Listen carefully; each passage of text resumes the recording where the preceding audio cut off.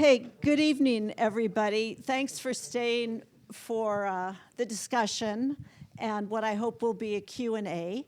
My name is Pierrette Hondagneu-Sotelo. I am a friend of SAR and a sociologist. I'm also a lifelong Californian, lived for 34 years until recently in Los Angeles. And as a young adult, I lived in San Diego, San Francisco, Berkeley. So I was just reflecting earlier today that, wow, when I was a young person in all of these big cities of California, right, you didn't see people sleeping on the street. You didn't see tents. And as you, Colin, point out so well in your movie, as we have this housing affordability crisis growing in tandem with income and wealth inequality. So thank you, SAR. This is a perfect movie and discussion to follow up on Mark Rank's lecture on Saturday at the Lensic. I have a few remarks about the film, and then I have a few questions for Colin, and then I want to say, I want to kind of shift it to talk about solutions, because I think that's what we're all interested in, and then we'll open it up for Q&A. But it's such a this is such a moving portrait. It is shocking. This is the second time I've seen it. I'm still shocked at many of the images and figures, even though I've lived in California. And, you know, I think you captured Venice so well. Venice is this site of freedom, of artistic freedom, youth culture. It's a destination. I always lived on the east side, but when you have visitors come to LA, you take them to Venice. And they love it. But it has become a very contested bohemian space. And in this, I think it shares a lot with Santa Fe. They're totally different landscapes, but we can think about all the artists who have flocked to Santa Fe for similar reasons, and for whom today housing, rent prices make that a no-go. Some of you here might have attended the Lensic a few years ago when Little Globe Theater and one of the SAR board members put together a show called Presente. Did anybody see that? Nobody? Oh, you missed the best show in town. Oh my God. It was an entire multimedia show, dance, music, poetry, video, about displacement in Santa Fe, and with a particular focus on what it means for long-timers and newcomer artists. Like, how does Santa Fe or Venice hold on to its soul with these dynamics? And as we know, many employees, many of the people who are working every day to keep Santa Fe up and running cannot afford to live in our city and are driving elsewhere. So it's not just a California problem. It's not just a Santa Barbara problem. I love so much about this movie, the two families, the close-up intimate portrait, so respectfully done. I'm going to want to ask you about how you did that. And then the many talking heads we hear, these really smart, engaged advocates working on finding solutions, short-term and long-term solutions. And as you pointed out, many of them women who could, really smart women who could be working at the top of real estate or finance, and they have opted to be doing this important work. We've had a couple hours together. I've really enjoyed getting to know you, Colin. And the first question I want to ask you is how, you've made many films, but I have a feeling this is a very personal one, and I want to ask how you decided to make this film and your own relationship to Venice and to the affordability housing crisis. Well, thank you so much for teeing that up and for your thoughts on the movie, and thank you all for sticking around for this discussion. It was a long journey to make this movie. All feature docs are very circuitous, and they're hard to finance, they're hard to make, they're hard to release. This was the hardest film I've ever made. I think it was partly the subject matter. I think I still watch this movie and cry every time I see it. I get more outraged the longer that we made the movie, the more we're discussing this movie. But it grew out of a place where my wife and I were about to have a child. I'm a bit of a mutt. I was born in Michigan, grew up in Canada, but all of my family were either teachers, they were farmers, they were military service members, but they afforded me a very comfortable upbringing as a just working middle-class kid. And as I was about to embark on being a parent myself, living in California, I became kind of consumed with this thought of rising income inequality and why this country was heading in this direction. And the more I looked into it, I started thinking this could be a subject for a documentary, but what was the entree point? And for me, the more I looked into it, housing became the way into a story about income inequality, because it used to be this thing that was so aspirational not that many decades ago. A working middle class family with even one income could afford to buy a house, raise a family, and I saw that vanishing across America. And the more I did research on it, the more I realized that housing was really at the intersection of almost every major American societal problem. So from income inequality, from racial wealth gaps, from all these sort of very difficult, challenging issues, but housing is actually kind of at the center of it. So once we sort of started locking in on that as a topic for the documentary, I came up with this idea of, I really want to humanize this very abstract, divisive story by centering actual families and communities that are struggling with this. But the original idea was way broader. I was like, we'll use zip codes, thus the name Unzipped. We'll go to 4 states and embed with families in the wealthiest and poorest zip codes in 4 states, sort of representing across, like was going to go to Michigan, Texas, New York, California. And it just suddenly started feeling really unwieldy. 8 zip codes, all these. How would an audience get into the story? It just felt too broad. So then suddenly I was like, what if we could find one zip code that had a community that was facing fast rising home sales prices, vanishing affordable housing, increasing homelessness? Oh my God, my backyard. I was not intending to do a film about Venice, California, which I had lived for 20 years. I was born in Michigan, grew up in Canada, like I said, but then at this point had lived in LA and in Venice longer than anywhere else. But then the minute we decided on Venice, we realized it was really at the front line of so many of these issues and very complex issues. So once we found that, that's when we were like, okay, let's pivot. We're doing a film on Venice. That's great. I have to make a very funny confession.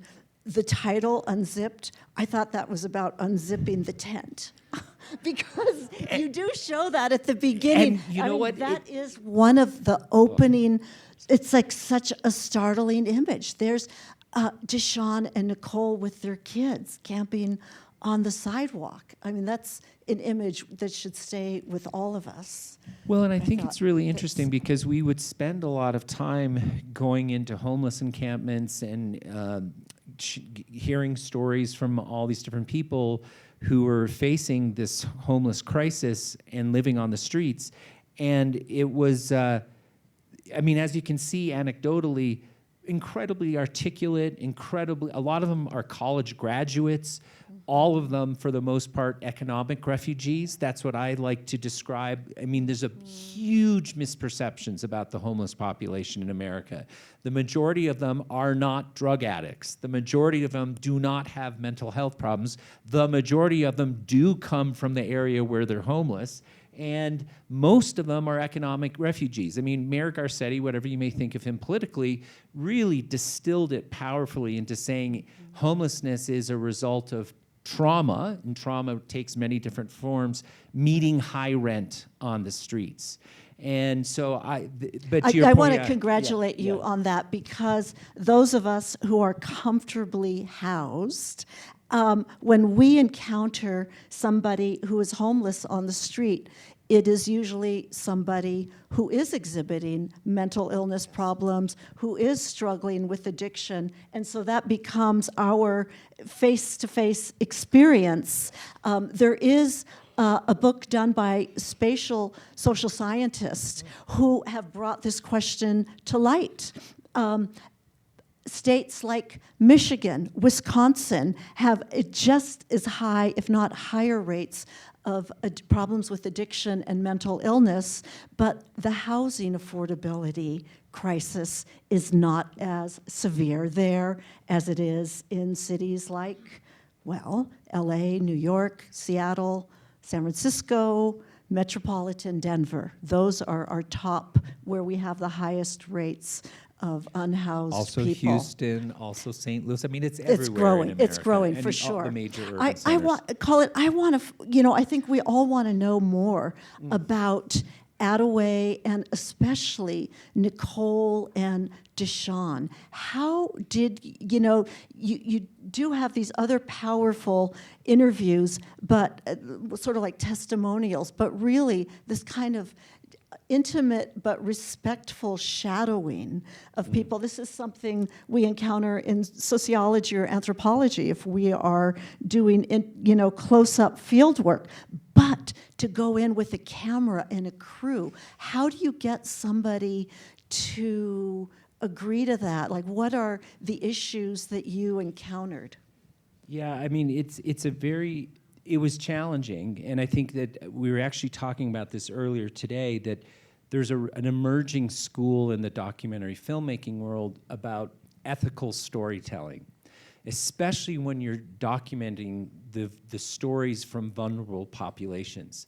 And it's a really challenging area, because you're asking people who are in some of the most delicate moments in their lives to actually talk to you, to let a camera be there. And I think most of us, if we're honest, I mean, I wouldn't even let a camera into my own home right now. Why would I want a camera there? But I think that it was a combination of, we put our entire team through with one of the frontline services providers, Safe Place for Youth, who are just one of those I mean, that if nothing else, I feel like this film helps shine a light on all these incredible organizations who are doing that heroic, noble work, not just in Venice, but in communities around North America and the world. And I'm sure there's some of you here today, so I'd love to hear from you as well. But they help put our team through this ethical storytelling workshop. And sort of at its core is that you want to empower people to know that they don't need to participate, they don't have to share their story, they own their story even when we're done talking. It's giving some agency to them. And the other part of it is, certainly for Nicole and Deshawn and Attaway's, it used to be this hardcore rule in the doc filmmaking world that you don't pay your subjects, right? Because that's going to complicate the relationship. But then if you take a step back and you think, wait a second, I'm a filmmaker, I'm going to capture your story, I'm then going to exploit it. I mean, that's the harsh way of saying it, but I'm going to turn it into a movie, sell it, and release it, and you get nothing for sharing your story. So this is also still a very contested emerging area, but what we found our compromise is that we were able to start a school fund for Nicole and Deshawn, kids that people could donate to. We contributed and made sure that they were at least their meals, and they had some extra clothing, and we made sure just basic necessities that we are contributing that way. We were able to get Deshawn some art supplies, and it was little things like that, so we weren't paying a lot of upfront compensation, but there were other ways we could help them out. Yeah. I think that this is going to keep evolving and changing, but that was finding a way and how to sort of make it more equitable isn't the right word, but balanced for them sharing and allowing us into their lives. But it did take us, a final thought on that, how we found them. It was a 6-month process. So we started by putting flyers up all around Venice. We talked to all the local services providers and said, we're looking for a few families. Here's what we're trying to do. And we were hoping to find families so that we could showcase those small human moments, whether you're poor, middle class, or wealthy, whether it's brushing your teeth, washing your face, getting ready for bed, having a meal. So, but we tried to explain that this wasn't a huge polemic. We wanted to humanize what they were going through. And it took a while, but it was actually Attaway we found first through a friend of a friend said, I know he's struggling, and he's quite a well-known artist in Venice, but he was struggling to make ends meet. And someone said, I know him, let me see if he'd be willing. After several talks with him, his wife, once they sort of understood the intent, they agreed to participate. And he was the one that introduced us to Nicole and Deshawn, because I don't know if you saw on the map, his studio, their tent was literally around the corner. So the first day we were filming, the second day, which is when he was evicted, he actually said to me that morning, hey, I've been hanging out and meeting this young artist couple that's homeless with 2 kids. I told them about your film, and we actually have on film, we didn't use it, while we were filming Rayanne driving away in the car with the kids after the eviction, Nicole and Deshawn rolled up, because they were just around the corner, and we started talking. It took several weeks. I think it helped that, Deshawn's from Michigan, so the Detroit connection. Yeah. But I think once they understood what we were trying to do, they were really brave and said, we'll let you follow us for over 2 years. That's amazing. That is so cool, and I'm really impressed with the mutual reciprocity. I think similar debates, like I suggested, have been out there in anthropology and sociology as well. But Deshawn is such a sympathetic, he's, so amazing. I think what he says about his commitment to fatherhood, his commitment to his family, the loss of trauma, of loss of family he has experienced. So I want to know how everybody's doing, but especially Nicole and Deshawn. So I think the simplest way to describe where they're at right now, they are still together. They're still living in government-subsidized housing. They are struggling. And I think that you think about the legacy of generational trauma. You think about the legacy of just being on the street for 3+ years with 2 kids under the age of 3. He's in therapy. They're really struggling still to make ends meet. They're fighting the good fight, but I don't know if they'll make it as a couple, being really candid. I think they are still the hopeful part of the film for me, because it shows what happens when interventions come into place, when groups and organizations help people who need that hand up get back on their feet. They have got back on their feet, but the struggle remains. Attaway, interestingly, they in many ways sort of, Nicole and Deshawn just start here at the beginning of the film and actually make it from the streets into at least a roof over their head and a job. Attaway goes the other direction. They're now separated. Attaway is still eking by in Venice, trying to sell his art and sort of couch surfing and going from place to place. Rayanne has totally got her life, back on track, but she's, living in Arkansas and has a job, and the kids are in school down there. So it's kind of a heartbreaking story, actually. There's so much to talk about in this film, so I want to go a little faster so we can get comments from the audience. But I want to say I'm really, Ananya Roy, the UCLA urban planning professor, is very powerful. She's an amazing theorist and does empirical work on homelessness in Los Angeles now. And I love the way you highlight race. Race is an important, race and racism is an important dynamic of poverty and in our housing crisis. She uses the term racial banishment. And, in Los Angeles, there is, as you well know, places like downtown has grown into this big, glamorous entertainment zone. I mean, it's not just residential and corporate, but the I don't know, the restaurants, the clubs, the whatever we call it. It's called the cryptocurrency. Crypto arena. Crypto arena Yeah. now.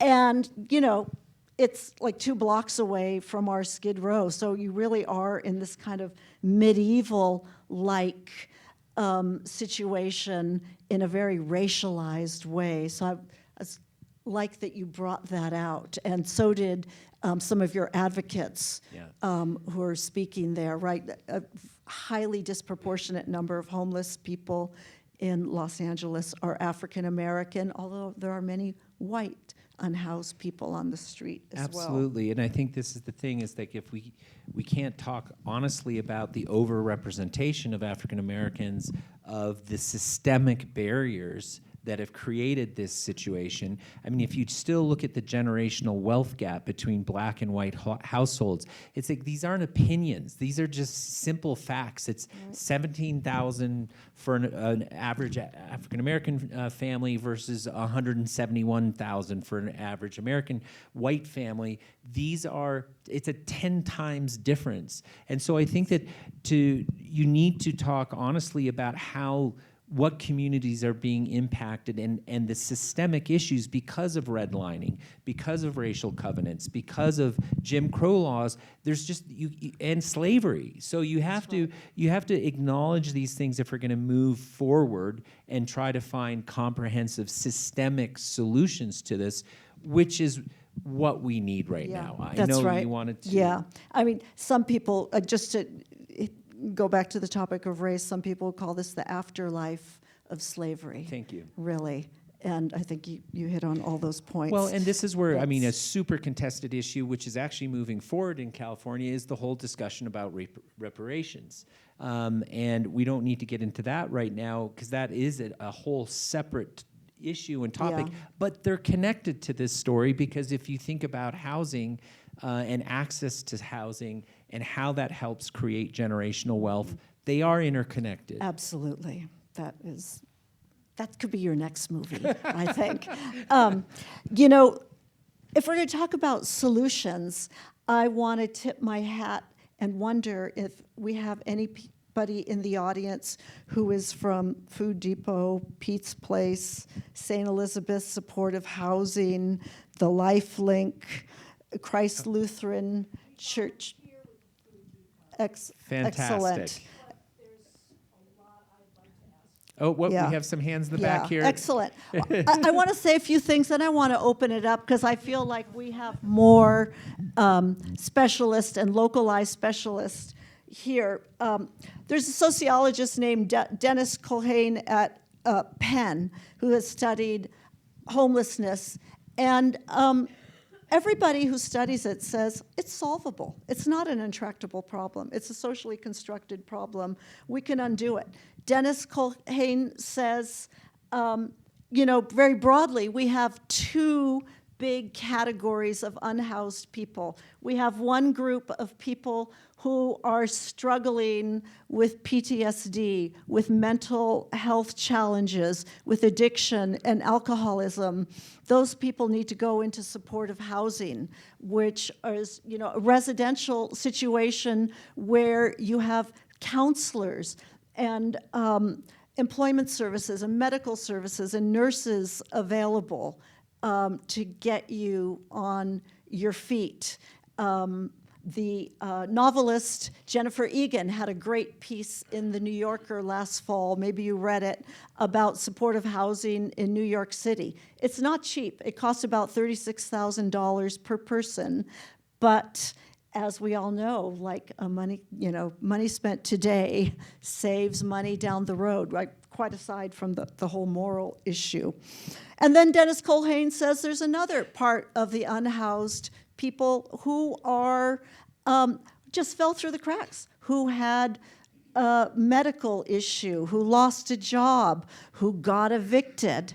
And those people need some kind of income supplement, a general income supplement to get them back on their feet. He estimates that with $10 billion, the United States, and we can talk about the scale of where we need to go. Like Mayor Bass in LA is trying, like Mayor Garcetti did, but it's, the city.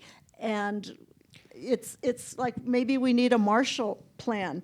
The sociologist Matthew Desmond, who wrote the book Eviction, came to speak at HomeWise this year, and he too says it's totally solvable, but do we want to invest in solving the housing crisis? Well, I think you just really touched on it. I think that this is fundamentally it's a question of priorities. This is eminently solvable. I think it's unconscionable that in a country this wealthy that we have this many people, American citizens, who are struggling to just survive. And if you looked at the statistic in the film, I just want to put it into context. I mean, this is the moral call to arms.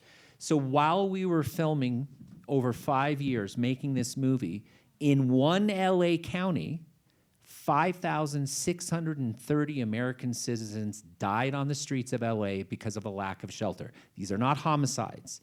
Okay, so just, again, put it in context. Add in 2022 and 2023, it's over 7,000. This is in one city in America. That's more than the total number of U.S. combat deaths in Afghanistan and Iraq combined. These policies we adopt are not set in stone. What's that phrase? Our policies are our moral documents. So these are choices we make. So that's to me, 10 billion versus the close to 2 trillion we spent on Afghanistan and Iraq. I'm not going to get into, I'm a poli-sci guy. I believe in foreign intervention and America's role there. All I'm saying is, can we shave a little bit off our annual military spending and put it towards 10 billion? Thank you. Also, let's think about this. This was an eye-opener for you, brought up Ananya Roy. She talked about the mortgage interest deductions. So we subsidized home ownership, which primarily benefits white suburban homeowners. I'm one of them. I still can't buy. I'm a renter, but hoping to be there one day. So there's this perception that we're spending so much money on public housing and the low-income tax housing credit and food stamps. And it's like, we spend less than $50 billion a year on public housing in America, and we give away almost $150 billion to mortgage interest tax deductions for homeowners. These are choices. These are policy choices. And so thank you. I think that where we need to start is that this should be bipartisan. This should not be a political issue. This is simply a matter of, are we okay with fellow American citizens dying from totally preventable things, and starting with lack of shelter? And we can start unpacking a lot of the specific solutions from there. But yes, a federal Marshall Plan for housing. Yeah. Oh, I think we need to be operating on many different scales, right? Yes. I mean, locally, and maybe now this is a good moment to take questions and comments from the audience. Yes, anything you'd like to ask. Thanks. Thank you for your documentary. It's beautiful. My name is Erica Kidd. I work for St. Elizabeth's Shelter and Supportive Housing, and I run the Santa Fe Suites, which is about 123 units. 60% of those individuals were previously unhoused or precariously housed. And often we would have people sleeping in their cars outside of the place, across from the Cancer Foundation where they would get their treatment and have no place to stay. And the face of homelessness is not what everybody feels comfortable with, the person you can run away from and be scared of. Something I've been really trying to help teach individuals is everyone has a story, everyone has a name, and I don't really think homelessness is the problem. I think it's a lack of compassion and humanity. Thank you. And I am floored by what this country is not taking care of one another. In Santa Fe, last numbers I heard just tonight was we have 450 unhoused individuals. That is attainable to get folks housed. It is so attainable. But we need people to think about one another and not just keeping the tourist division looking really nice. It seems right now we are, making panhandling illegal. We have outlawed sleeping in public areas, which I totally understand how that's not appreciated, but there's nowhere for them to go. And so if we can't get services to them, we can't get addresses for individuals, how in the world can we go get a job? I mean, it's just ridiculous, as you've seen here. I've not met anybody who has experienced homelessness not have trauma.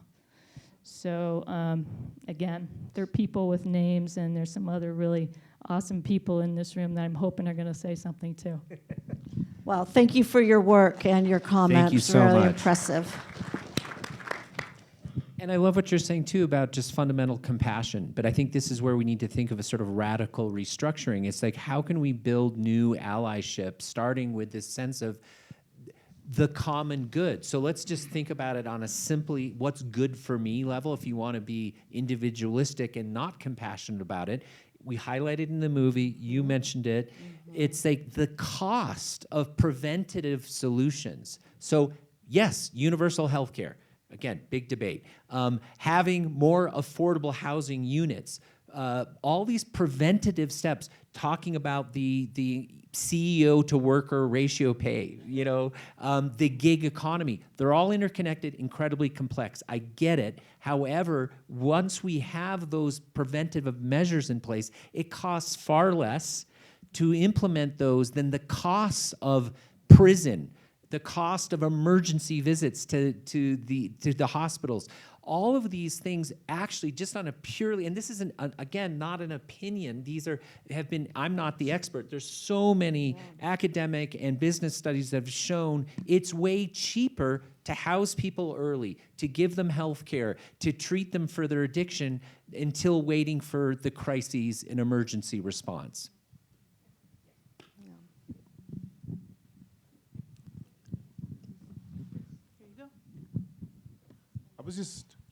What's that now? And then this man after you. Of course. Hey there, I was just curious to know, of all the kinds of labor and laborers one might have focused on for this documentary, why you might have been attracted to artistic labor in particular, people who were dedicating their lives against really all the odds to make artworks. It's a great question, and I actually think you just identified one of the sort of polarizing parts of the movie, which we kind of wanted to lean into because it's organic to Venice. Venice was always been, it's less so now, but has been a haven as an artistic community, as a very diverse working and middle class communities of color, Latino, and so we didn't actually originally set out to find two artist families. But it so happened that that's who they were because, of course, they lived in Venice and they were chasing that dream. But it is polarizing because I think for communities outside of Venice, they're like the simplest, way of saying it is just go get a real job, right? That's their answer. Why doesn't Attaway just go get a real job? And Deshawn actually tried and is trying to get a real job, but there were burdens and hurdles to do that. How does he go to the job center? How does he have the right wardrobe? How can he afford that to go to the interviews? But separate from all that, it is, I think, very much a subtext to the movie, which is what is the value of diverse communities? And it's not just diverse socioeconomically, but why is there a value to supporting art and storytellers alongside the other laborers, alongside the professionals, and then also the value of diverse, racially integrated communities?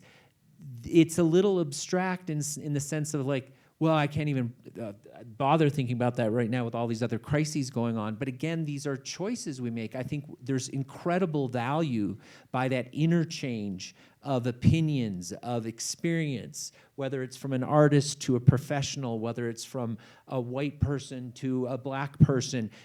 If we're going to become more and more segregated, which I think is part of the challenge right now in our hyper-partisan, bifurcated society, is we have less and less interaction with people who are different from us. But it starts with artists. What is the value of art in our community? And I feel like Santa Fe is very much in the center of this discussion. Well, you know, that's a great question, and you're absolutely right. Art, culture is the, you know, the heartbeat of Venice. And just you know, I love the way you focused on the buildings. You've got great drone footage and you're close up on the houses. For a while, this is a number of years ago, I've always lived on the east side of LA, but I liked going on these garden tours in Venice. And it was a benefit for the Venice Free Clinic. And you would go into into these little cottages. You can see they're like postage size lots, but they were just gorgeous, creative spaces, artistic, you know, artisanal garden spaces. And then somewhere along the line, these huge, like, monstrosities with the big fence. The bubs, the big ugly boxes. Is that what they're called? Yeah. Okay, with the fence and the hedges started going up. Yeah. So it's, you know, really, I think tech and finance kind of replacing the smaller artisanal artist homes. Well, it's interesting, too, because the phrase that we've sort of talked about a lot is that artists are the vanguard, then the victims of the gentrification tsunami. And it's not just artists, it's often these really diverse communities that make a place cool, create the cool bars and galleries and little artisanal, like you're talking about. That's right. But then once there's value in that, there's a cool factor or just a nice community vibe, then other people want to come in, and that's okay too, but I think it's coming in without appreciating that history of that community is the challenge. And then it becomes the pricing out of the original community. That's right. And one of the woman in the art show there mentions that I guess they're going to Eagle Rock. No, Eagle Rock is closed off to artists. Yeah. Highland Park, all of these, I don't know where they could go in LA. We should take another question. Yes. The question I have for you is, to what extent are you aware that this process that has happened over the last 5 or 10 years of corporations, small and large, buying up rental properties and driving up rental prices throughout the country? And to what extent has that contributed to homelessness? Do you have any sense of that? I don't have specific data, but it's a great question. Thank you. I think that certainly if you look at yes, this sort of hedge fund, venture fund investments in both Airbnb properties and in just general rental properties, we are seeing a huge issue with that. It's really, like you said, it's across the country. And so I do think that, I don't know, do you have some data on it? But it's a very, that is absolutely driving one of these issues. And this is where, you know, as Thibodeau, who was one of the architects, said, look, speculation is part of real estate.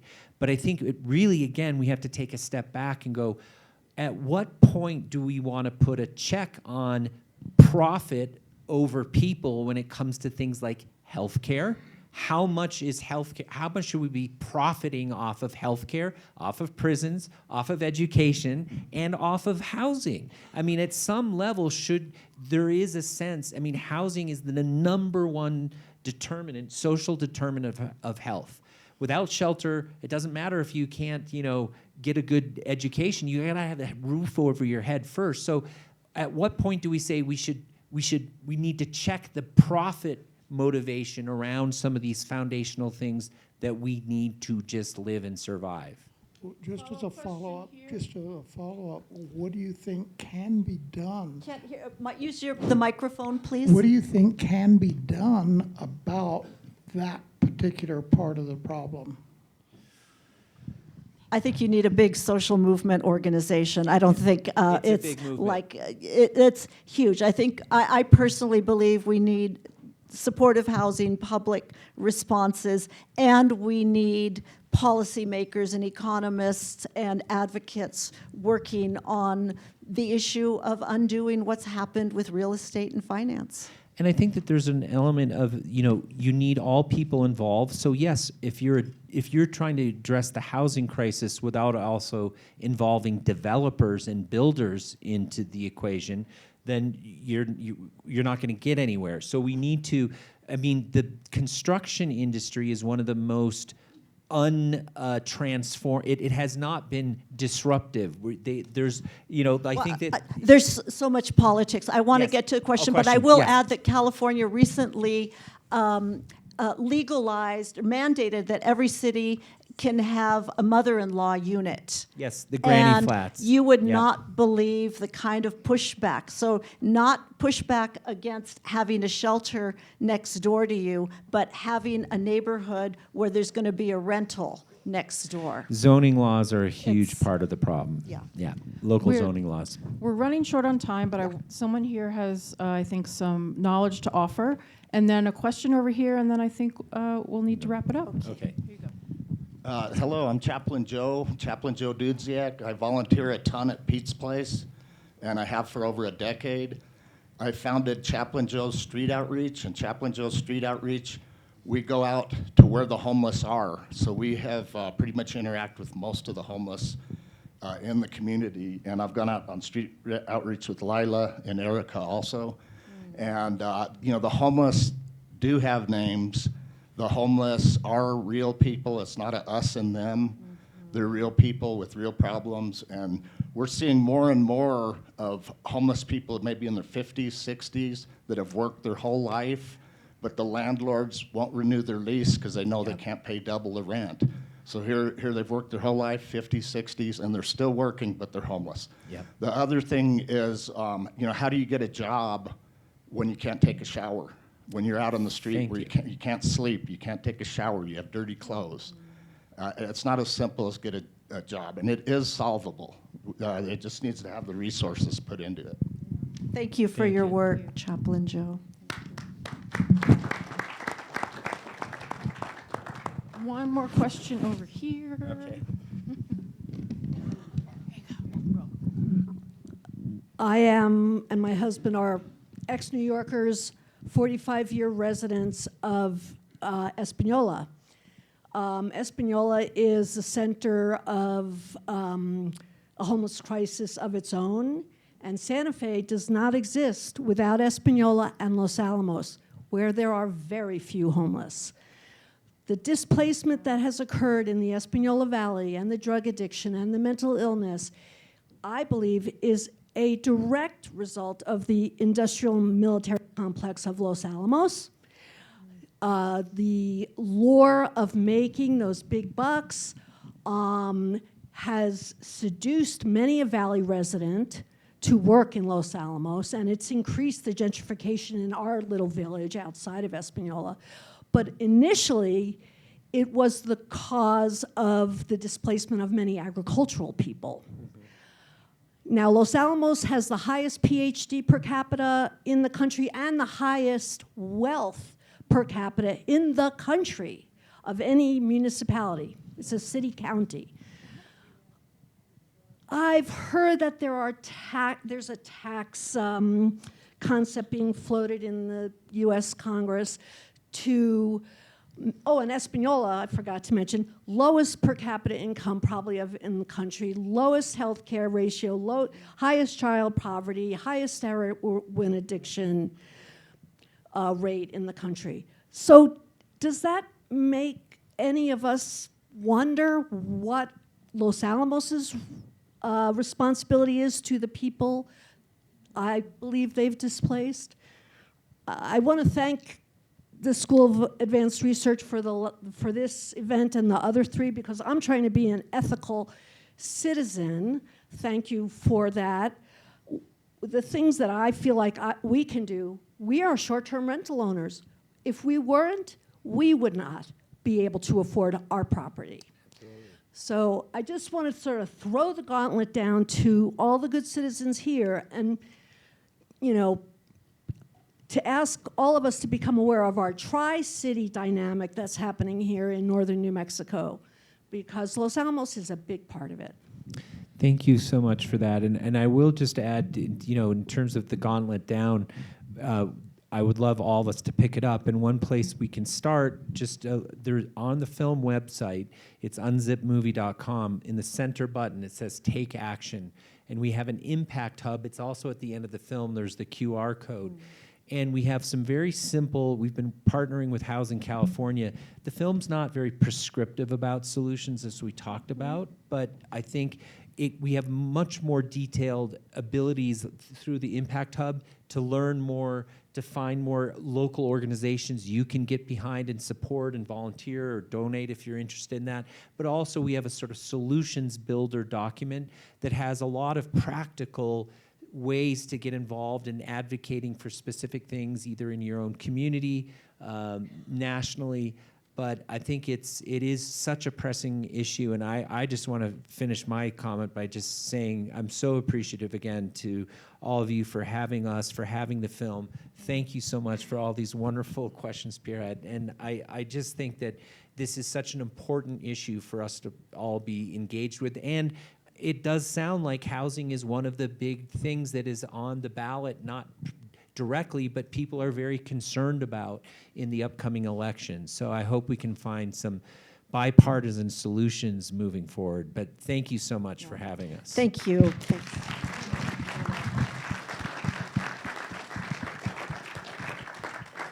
Thanks, everybody, for staying for the discussion. And, it's a hard-hitting, truth-telling movie and hard to see at some parts, but I feel more inspired to do something and to connect here. Thanks. Wonderful. Thank you Good so night, much. everybody.